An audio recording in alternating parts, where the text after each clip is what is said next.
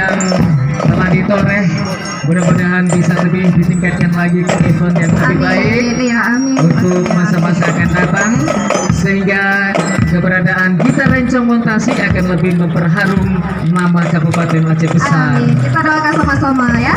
Iya. Ya, selanjutnya Bang Olen. Di belakang grup band Gitar Rencong ada siapa Bang Olen? Tekad Tunas Bangsa.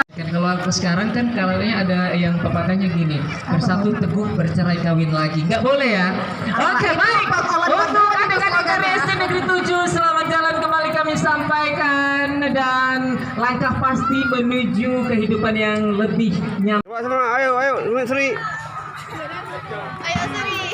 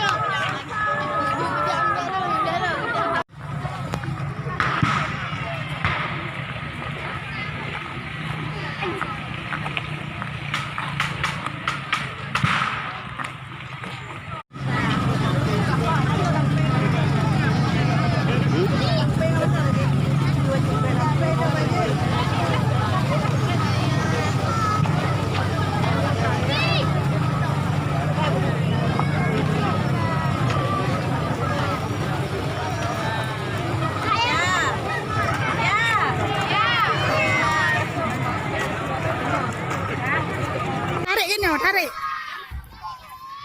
Ah. Ada satu nomor 1.